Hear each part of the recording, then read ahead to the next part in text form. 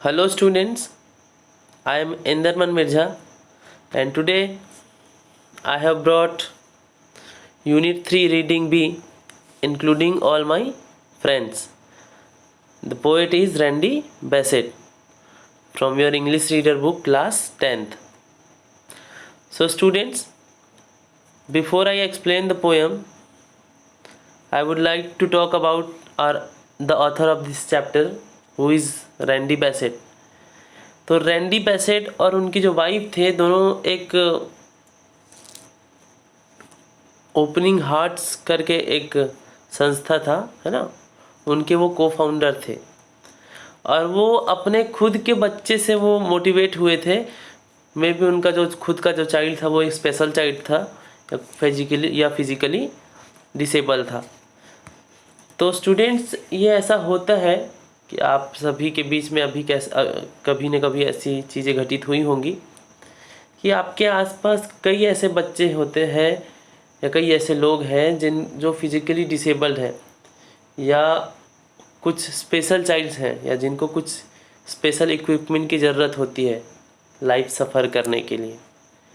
तो कुछ वैसे ही बच्चों के बारे में इस पोयम में बताया गया है और इस पोयम में बहुत सिंपल वर्ड्स का यूज़ किया गया है, लेकिन जितने ही सिंपल वर्ड्स का इस पोयम में यूज़ किया गया है उसके पोयम के पीछे उतनी ही बड़ी सीख है हमारे लिए, है ना।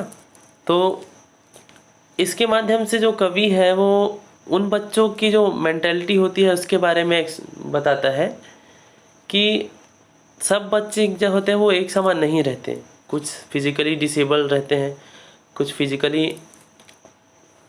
हैंडीकैप्ड रहते हैं, है ना। तो कई का जो शरीर होता है फिज़िकल बनावट अलग रहता है, कई के स्किन की कलर अलग होती है ना।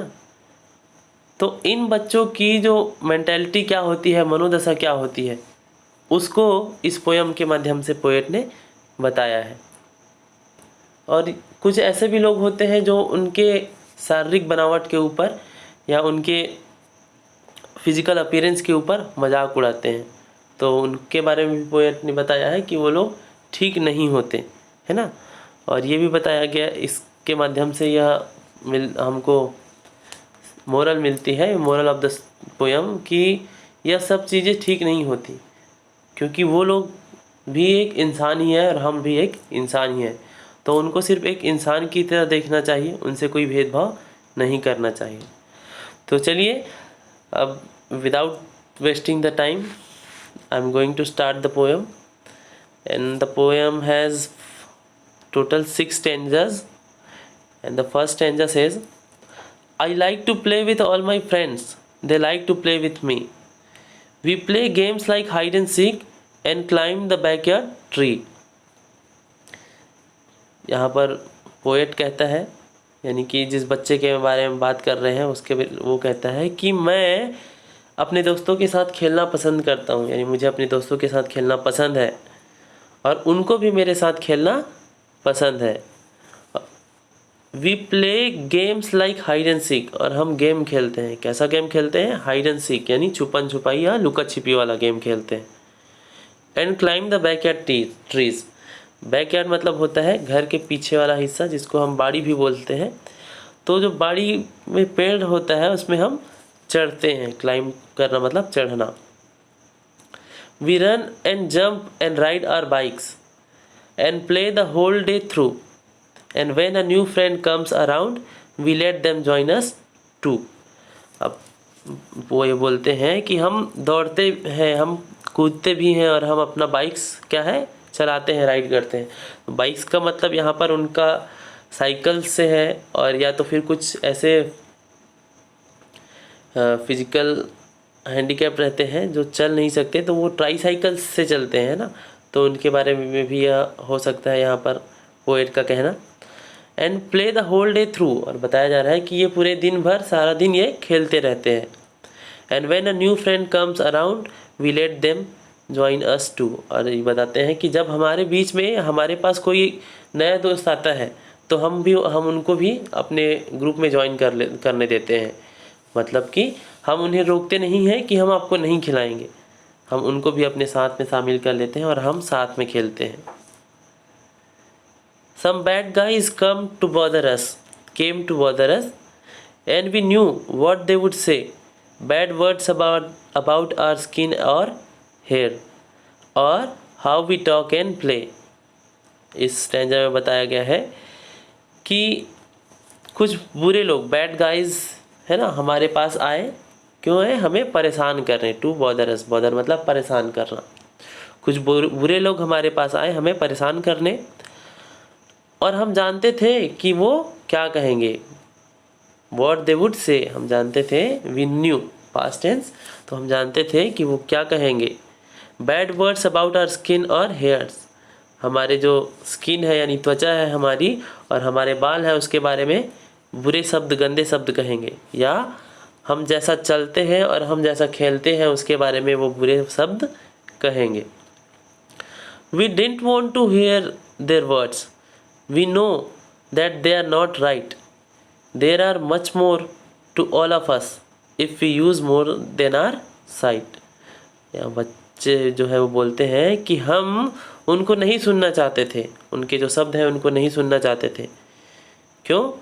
क्योंकि हम जानते हैं कि वो सही नहीं है, उनका इंटेंशन सही नहीं है, हमारे बारे में उनकी सोच सही नहीं है। और यहाँ सिर्फ वही लोग नहीं हैं, यहाँ ऐसे बहुत कुछ है। अगर हम अपनी दृष्टिकोण, अगर हम नज़रिया अपना पूरा यूज़ करें, मतलब हम सब के लिए यहाँ बहुत कुछ है, इनके अलावा और बहुत कुछ है। पॉजिटिव थिंग्स है, सिर्फ नेगेटिव थिंग्स ही नहीं है हमारे लिए। अगर हम अपना सही नज़रिया यूज़ करते हैं तो हमारे पास यहाँ बहुत सी अपॉर्चुनिटीज़ है, ऐसा करके इनका कहना है। Next stanza. We all have different skin and eyes, we all have different hair, some need a special tube to breathe, some need a special chair। और यहाँ स्टैंजा में बताया जा रहा है कि हम सब की जो त्वचा है, हम सब की आँखें हैं, सब अलग अलग है, और हम सब की बाल के जो बाल है वो भी अलग है। स्वाभाविक सी बात है, सबकी स्किन एक बराबर नहीं रहती, सबकी आइज़ या हेयर्स एक बराबर नहीं रहते, सबकी बनावट अलग अलग रहती है।